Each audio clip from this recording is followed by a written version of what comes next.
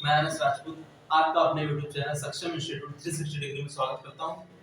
दोस्तों, मैंने आपको पिछली क्लास में वैदिक काल के विषय में बताया था। जहां मैंने लास्ट पॉइंट तक बताया था वो था वेंकलर ह्यूगो का बोगाज गोई अभिलेख वेंकलर ह्यूगो का। ठीक है, तो वो बोगाज गोई अभिलेख जो था आपका वो एशिया माइनर का था। एशिया माइनर कहाँ पे, मैंने आपको बताया था साउथ पोल्स में कबीलाई क्षेत्र था। ठीक है, वो आपका वैदिक काल में मैंने वहां तक बताया था, जिसमें एक बात मैंने की थी, एक तो हिट्टी मिताली के विषय में बताया था, युद्ध हुआ था, युद्ध और संधि की बात थी, जिसमें हिट्टी थी जो ऐसी पहली जात थी जिसने बल टैलेंट का यूज किया था। अब उसी के आगे मैंने आपको बताया था 4 देवताओं के विषय का उल्लेख बताया था, इंद्र, मित्र, वरुण, नासत्य। ठीक है दोस्तों, तो उसी वो जो 4 देवता थे वही आगे आते हैं, इंद्र, मित्र, वरुण और नासत्य। तो इंद्र के विषय में मैं थोड़ा थोड़ा पॉइंट बताने जा रहा हूँ इंपॉर्टेंट, क्योंकि बहुत जरूरी एग्जाम में डायरेक्ट पूछा जाएगा। ठीक है, ओके। तो इंद्र के विषय में जो बात है वो ये है, सबसे ज्यादा वर्णन ऋग्वेद में इसका में सबसे ज्यादा वर्णन ऋग्वेद में इंद्र का है। ठीक है, पहली बात ये हो गई। दूसरी है, इसके लिए 250 सूक्त है, 250 सूक्त की इसके लिए रचना की गई है। ठीक है दोस्तों, इसके अलावा इसको पुरंदर भी कहा गया है, पुरंदर कहा गया है, पुरंदर। ओके, पुरंदर का मतलब हो गया आपका द किलर ऑफ, किलर ना बोले तो इसको अगर बोला जाए तो वो है आपका क्रैकर ऑफ फोर्ट्स। ठीक, ये आपको इसको पुरंदर भी कहा गया। 250 उसके लिए सूक्त है, सबसे ज्यादा वर्णन इसका ऋग्वेद में है। इसको वृत्राहन भी कहा जाता है। ठीक, ये आपसे सीधे सीधे क्वेश्चन पूछे जाएंगे। वृत्राहन, वृत्राहन मतलब वृत्र नाम के राक्षस को इसने मारा था। ठीक है, और इसको ऋग्वेद में सहस्राक्ष भी कहा गया है, सहस्राक्ष, सहस्राक्ष। ठीक है, यानी कि 1000 आंखों वाला, आंखों वाला। ठीक, इसको सहस्राक्ष भी कहा गया है ऋग्वेद में। ठीक है, तो ये जो इसके लिए इंपॉर्टेंट पॉइंट्स हैं इनको आप डायरेक्ट रट लीजिए। ठीक है, सहस्राक्ष इसको इसलिए भी कहा गया है क्योंकि आपने देखा होगा कि ये थोड़ा सा ज्यादा एक्टिव थे अन्य देवताओं की तुलना में। किस तरीके से, यानी कि आपने देखा होगा कि एक वर्णन मिलता है कि एक देवी थी, उनको ये पसंद करने लगे थे। फिर जो बात हुई थी आपको पता होगा, फिर उनको श्राप भी दिया था उन ऋषि ने। तो वो तो था, तो कहीं ना कहीं इनका सहस्त्राक्ष यानी 1000 आंखों वाला इनका है, और पुरंदर इनको कहा गया 250 सूक्त, सबसे ज्यादा वर्णन ऋग्वेद में। ये आप ध्यान रखिएगा। ठीक है, दूसरा जो आपका देवता है वो है मित्र।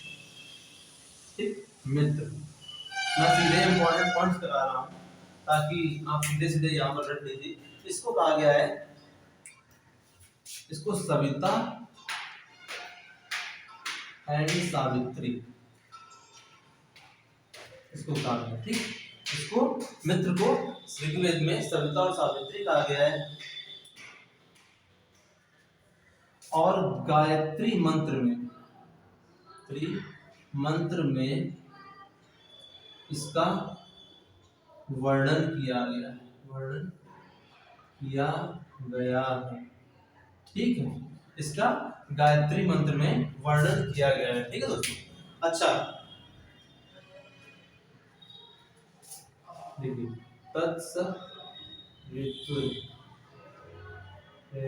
इस टाइप से, तो इसका कहीं ना कहीं मतलब है सविता सावित्री। ठीक, सविता एंड सावित्री। ठीक है, तत्सवितुर्वरेण्यम में सविता एंड सावित्री की बात होती है, इसलिए इसको बोला है गायत्री मंत्र में इसका वर्णन किया गया है। ठीक है दोस्तों, इसको अदृश्य सूर्य भी कहा गया है, अदृश्य सूर्य भी कहा गया है। यानी कि जो सूर्य जो व्यक्ति के साथ अव्यक्त है। ठीक है, इसका मतलब ये, इसको अदृश्य सूर्य, आपसे सीधे क्वेश्चन पूछेंगे अदृश्य सूर्य किस देवता का आ गया, तो वो है आपका मित्र। ठीक है, अच्छा तीसरा जो आपका देवता है, चलिए जल्दी इसको मिटाते हैं, जल्दी आइए, आपको सिलेबस खत्म कराना है। तीसरा है आपका वरुण, ठीक, वरुण, ठीक है दोस्तों। तीसरा जो देवता आपका जो अभिलेख मिला है वो उसमें वरुण की बात की गई है। वरुण को जल का देवता लिख दिया, इसे जल का देवता कहा गया है, इसे ऋतु का देवता कहा गया, मौसम ऋतु का देवता कहा गया है, ठीक है दोस्तों। जल का देवता हो गया, ऋतु का हो गया, इसके अलावा नैतिकता का देवता भी कहा गया है, नैतिकता का देवता कहा गया है। ओके, जल का देवता, ऋतु का देवता, नैतिकता का देवता। इसके अलावा जुए का खेल यानी कि पासे और जुए का खेल के विषय में अगर बात पूछी जाए तो वो वरुण के लिए ही कही गई है, ठीक है। इसके अलावा नरक का देवता भी इसी को कहा गया है, का देवता, यानी कि अगर आप नैतिकता नहीं फॉलो करो तो कहाँ जाओगे, नरक जाओ, तो वहां का भी देवता यही है। तो ये ऋग्वेद की बातें हैं, ठीक है। तो जल का देवता, ऋतु का देवता, नैतिकता का देवता, पासे या जुए का खेल इसके उसको पसंद आता है, पासे या जुए का खेल ये पसंद करता है, पसंद करते हैं देवता। और ये नरक के देवता की भी इनको संज्ञा दी गई है। और जो चौथा है, चौथा जो देवता है वो आपका है नासत्य, ठीक, लिखते जाइए। देखिए नासत्य जो है इनको कहा गया है पारिजन्य एंड रोदसी। सीधे क्वेश्चन पूछा जाएगा, पारिजन्य रोदसी ये किसको कहा गया है, तो ये नासत्य को कहा गया है। और इनके विषय में कहा गया है कि ये जो गॉड है आपके, जो भगवान है, ये क्षितिज में रहते हैं, जो देवता है वो क्षितिज में रहते हैं, ठीक है। ध्यान से देखिएगा कि ये गॉड, जो आपके गॉड है वो क्षितिज में रहते हैं, ठीक है। इसीलिए इनको कहा गया है the God of confusion, God of confusion. Confusion मतलब जाने, क्षितिज मतलब जाने क्या होता है। क्षितिज का मतलब होता है जब आप भी कभी भी देखेंगे तो आपको एक ऐसा मतलब आसमान की तरफ देखेंगे तो सीधे जब नजर जाएगी, ऊपर नहीं, सीधे देखेंगे आसमान को, तो जिस जगह पर आपका आसमान जमीन से मिलता हुआ दिखता है, जहां पर जैसे कि आप देख रहे हैं तो आपको ऐसे गोल दिखता है आसमान, तो जहां पर आपको जमीन से मिलता हुआ दिख रहा है वही क्षेत्र, प्लेस क्या होता है, क्षितिज होता है। और क्षितिज वो कंफ्यूजन होता है। जब आप वहां पर जाओगे तो ऐसा होता तो नहीं कि वहां पर सच में आपका जो आपका आसमान वहां मिल रहा होता, तो आसमान तो असीमित है, ठीक है। तो जहां पर कंफ्यूजन क्रिएट होता है वहां पर नासत्य देवता की बात की जाती है, ठीक है। ओके, तो मैंने आपको जो चार देवता के विषय में बता दिया, ओके, ठीक है। तो ये मैंने आपको चारों देवता के विषय में बता दिए जो वेलकेलर ह्यूगो ने पाया है, किसमें, बोगास अभिलेख में, जो कि आपको एशिया माइनर से मिला है उनको वहां पर, ठीक है। तो वो तो मैंने वैदिक काल के विषय में आपको बता दे रहा हूँ, ठीक है।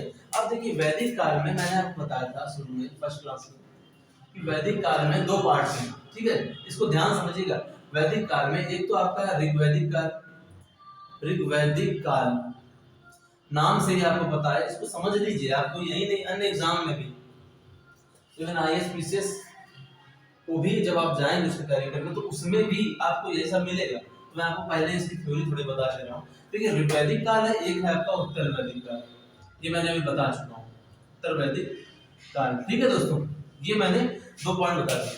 ऋग्वैदिक काल को ऋग्वैदिक काल क्यों कह रहे हैं, क्योंकि यहाँ पर ऋग वेद की रचना हो रही है, ओके। ओके, लाइट थोड़ी प्रॉब्लम है, ओके, अब ठीक है, थोड़ा लाइट की थोड़ी प्रॉब्लम हो जाती है कभी कभी, ओके। तो मैंने आपको बताया है कि ऋग्वैदिक काल में क्या हो रहा है, आपकी ऋग्वेद की रचना हो रही है, ठीक है। और उत्तर वैदिक काल में आपका क्या हो रहा है, अन्य जो वेद है, यानी कि ऋग्वेद के बाद यजुर्वेद, समझिएगा ध्यान से, सामवेद, अथर्ववेद की रचना हो रही है, ठीक है। यहाँ पर इसकी रचना हो रही है, यहाँ पर इसकी रचना हो रही है, ठीक है। अच्छा, ऋग्वैदिक जो काल है इसमें ध्यान से देखिएगा भाई, हम जो डिफरेंस बता रहे हैं इसमें क्या है। ऋग्वैदिक काल में जो आर्य मैंने आपको बताया, आर्य का ही टाइम है, ठीक है। आर्य का टाइम है, आर्य जो लोग हैं वो उत्तर पश्चिम क्षेत्र, जो हम लोगों का उत्तर पश्चिम क्षेत्र यानी कि नॉर्थ वेस्ट, नॉर्थ वेस्ट जो है भारत का, ठीक है, यानी कि जम्मू कश्मीर में राजौरी, पुंछ, आपका लद्दाख भी आ सकता है, लद्दाख, कारगिल वाला जो रीजन है, यहाँ पर क्या है आकर आर्य जो है उत्तर पश्चिम क्षेत्र जो भारत का है वहां आकर बसे थे, ठीक है। कहां से अगर इन जनरल देखा जाए, कहां से, जो मैंने आपको बताया, तो कहां थे, एक तरीके से सेंट्रल एशिया, ध्यान से समझिएगा, ठीक, आपके सेंट्रल एशिया से एक तरीके से आकर बस रहे थे, ठीक। तो जब ये यहाँ पर आके बसे हैं, देखिए भारत का अगर मैं मैप बना देता हूँ थोड़ा सा, देखिए इस तरीके से भारत का मैप होता है, ऐसे ले लूँ, ठीक है, थोड़ा सा समझ लीजिएगा, मैं बहुत फास्ट बना रहा हूँ, ठीक है दोस्तों, समझाने के पर्पज से, ठीक। अगर इस तरीके से मैं ले लूँ, ठीक है, ये आपका, तो ये जो क्षेत्र है उत्तर पश्चिम का क्षेत्र, ठीक है, ये वाला रीजन, यहाँ पर आपके जो इधर अगर मैं बोलूँ सेंट्रल एशिया है, सेंट्रल एशिया इस तरीके से ले लूँ, ठीक, तो यहाँ से लोग, ये लोग क्या हो रहे हैं, ऐसे आ रहे हैं भारत में और इस जगह पर आके बस रहे हैं, इन क्षेत्रों में भारत में यहाँ पर आकर बस रहे हैं, और यहीं पर जो भी चीजें हो रही है, ठीक है, कि आर्यों की संरचना क्या है, आर्य क्या कर रहे हैं, क्या समय कर रहे थे, क्या नहीं कर रहे थे, ठीक है, तो जो यहाँ पर एक्टिविटी इन क्षेत्रों में हो रही है वो एक्टिविटी ऋग्वेद की रचना हो रही है, वहां पर आर्यों का मूवमेंट ये है और उसे ऋग्वैदिक काल कहा जा रहा है, ठीक। लेकिन अगर उत्तर वैदिक काल में हम देखते हैं तो यही लोग जब यहाँ से आते हैं, देखिए यहाँ पर आके एक तो गंगा, बिहार की गंडक नदी के तट तक, ठीक है, और दक्षिण में अगर देखें, दक्षिण में नर्मदा नदी के तट तक आते हैं। अब वो क्यों आते हैं उसका कारण बताते हैं। यहाँ पर इसलिए आते हैं क्योंकि यहाँ पर देखा है इन्होंने, तो अभी तक ये लोग क्या थे, स्टार्टिंग में जब यहाँ से ये लोग चले थे सेंट्रल एशिया के क्षेत्र से, तो वहां पर इनके लोगों की संख्या बढ़ी तो वहां पर खाना पीने की व्यवस्था कम हुई। आप भी जानते हैं कि जब भी जहाँ पर पॉपुलेशन ज्यादा बढ़ेगी तो वहां पर जब पेड़ उतने ही है, लोग ज्यादा, सीधे से खाने की कमी होती, खाने की तलाश में वहां से इन्होंने बढ़ना शुरू किया और ये यहाँ पर आ गए।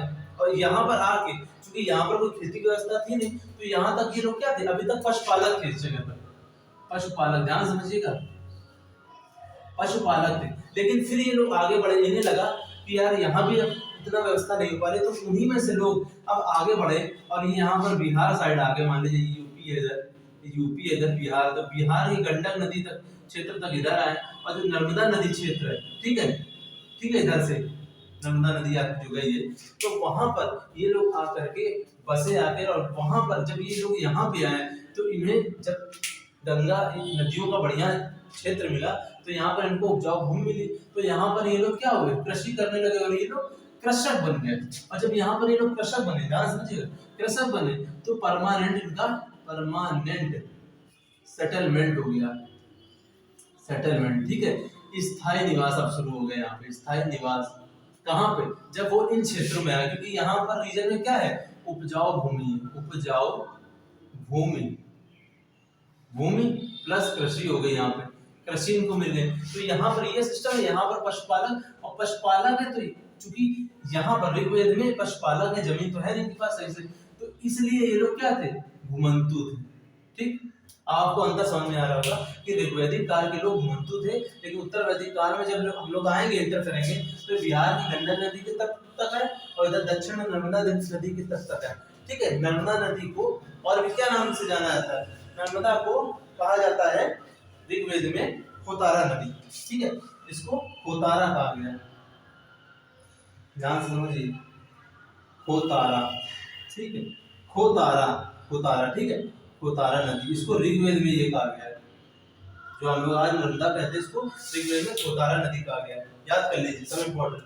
तो मैंने आपको एक डिफरेंस आपको बताया कि ऋग्वैदिक काल में क्या चल रहा है और उत्तर वैदिक, यानी ऋग्वैदिक काल में हम लोग यहाँ पे थे बेसिकली, यहाँ पे यहाँ से चले यहाँ तो ऋग्वेद काल बना, और यहाँ से जब इस रीजन में आए यानी ईस्ट में गए और दक्षिण यानी साउथ में गए तो आपका उत्तर वैदिक काल की संरचना हुई। तो ये जो माइग्रेशन टोटल है, ठीक है, तो ये जो माइग्रेशन यानी कि माइग्रेशन को हिंदी में कहते हैं माइग्रेशन, माइग्रेट होना यानी कि एक स्थान को छोड़कर दूसरे स्थान पर चले जाना, ठीक है, ये समझिए। माइग्रेट मतलब होता है कि आप परमानेंट एक स्थान छोड़कर दूसरे स्थान पर चले जाते हो। माइग्रेशन की जो बात है ये किसमें कही गई है, ये शतपथ ब्राह्मण शतपथ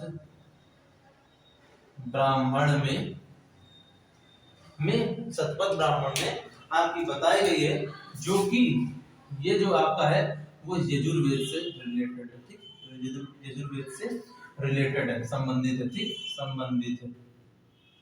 अच्छा, ये जो माइग्रेशन हुआ है ध्यान से देख लीजिए, माइग्रेशन का नेतृत्व किसने किया, माइग्रेशन का नेतृत्व जो किया है वो विदेह माधव ने किया, विदेह माधव, इनका पुरोहित था गौतम राम, ठीक है, तो इनका जो पुरोहित था वो था गौतम राव, ठीक है, ये आप देख लीजिए। तो विदेह माधव इनका पुरोहित था, इन्होंने नेतृत्व किया जो टोटल माइग्रेशन हो रहा है, ठीक है। तो मैंने ये आपको बेसिकली ऋग्वेद और उत्तर वैदिक काल के विषय में थोड़ा बताया है। अच्छा, अब आते हैं, ये पॉइंट नोट कर लिए होंगे आपने। अब जो है एक चीज और पूछ ली जाती है, एक सभा समिति है, ठीक है, देखिए एक सभा और समिति, इसको इस तरीके से ले लें, ऐसे ले लें, ऋग्वेद और उत्तर वैदिक काल को सीधे मिक्स कर दें। देखिए पार्ट आपका है, देखिए फिर ध्यान दीजिए, ये ऋग्वैदिक है, ऋग्वैदिक काल है, ठीक, और ये उत्तर वैदिक काल, जल्दी कर रहा हूँ समझा, वैदिक काल, ठीक। तो देखिए ऋग्वैदिक जो काल है इसमें आपकी एक सभा और समिति का वर्णन मिलता है, सभा समिति, ठीक है।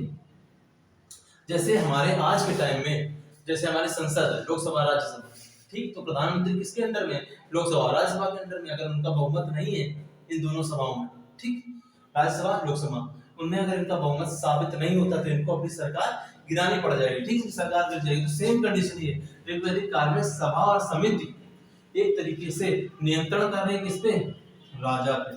राजा को यहाँ पर राजन कहा जाता था, ठीक, राजन, ठीक है, आज के राजा और उस टाइम का राजन ये कहा जाता था, जिन पर ये नियंत्रण करती थी सभा और समिति, ठीक है।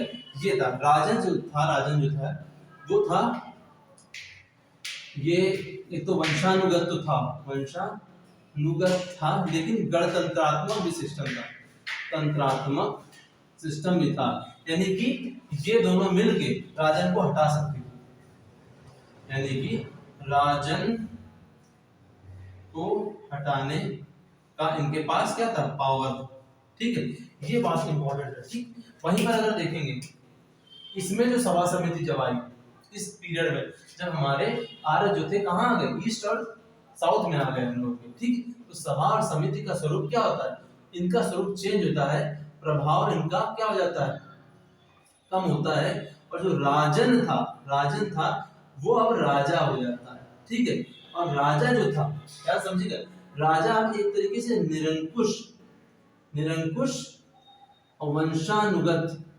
वंशानुगत ना बोल के निरंकुश राजतंत्र का एक तरीके से अब दूतक बनने लगता है, यानी कि वो क्या करता है कि इनके प्रभाव को खत्म करने के लिए राजा जो था वो एक परिषद बना देता है, ठीक है, परिषद का निर्माण करता है। परिषद के लोग राजा को हटा नहीं सकते थे, बट सपोर्टर इसके होते थे, तो इसके माध्यम से सभा समिति का स्वरूप कम होने लगता है और राजा था वो आपका निरंकुश राजतंत्र की ओर बढ़ने लगता है, वंशानुगत और प्लस ये, तो ये उत्तर वैदिक काल और ऋग्वैदिक काल में चेंजमेंट आता है। ये ऋग्वैदिक काल में आपकी चौपाल भी है, ठीक है, चौपाल मतलब था कि लोग जहाँ मिलजुल कर आपस, जैसे आज भी पंचायत लोग करते हैं, नहीं बोलते कि ज्यादा पंचायत ना किया करो, तो क्या होता है 4-6 लोग मिल गए वहां पर आपस बतिया रहे, कोई गाना बजा रहा, मतलब सब कुछ हो रहा।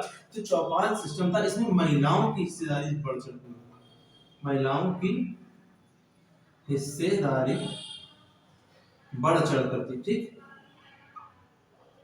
ठीक है। तो यानी कि ऋग्वैदिक जो काल है ये महिलाओं के लिए सबसे गजब काल है, महिलाओं के लिए बेस्ट है, ऐसे बोल सकते हो। क्योंकि महिलाओं के बेस्ट इसलिए है क्योंकि महिलाएं, आपको बता दें मतलब शादी का जो सिस्टम था इसमें ये समझिए ऋग्वैदिक काल में जब शादी होती थी तो लड़का एक तरीके से ससुराल जाता था, लड़की नहीं जाती थी, लड़की के घर में लड़का जाता था शादी करके। तो आप ये समझ सकते हैं ऋग्वैदिक काल में महिलाओं का सशक्तिकरण किस लेवल पर था, आप समझ सकते हैं। ठीक है, तो मैंने आपको ऋग्वैदिक काल, उत्तर वैदिक काल की सभा और समिति के विषय में बता दिया है। ओके, तो इसमें हमने आपको ये बता दिया, ठीक है। इसमें अब देखिए एक चीज और है, एक निष्क की बात होती है ऋग्वेद में। निष्क शब्द, ये क्वेश्चन पूछा जाता है, पूछा गया है। निष्क है, इसकी बात होती है जो कि एक सोने का आभूषण, सोने का आभूषण है, ठीक है, ठीक है, गले का था, ठीक है, एक हार है, सोने का आभूषण है, वो निष्क की बात की गई, सोने का ज्ञान था आप समझ लीजिए, ठीक है। एक बात ये है, और दूसरी बात है ऋग्वेद काल की जो इकोनॉमी का केंद्र था, यानी कि इसमें जो इकोनॉमी जो थी आपकी अर्थव्यवस्था का जो केंद्र था, सेंटर, वो क्या था, आपकी गाय।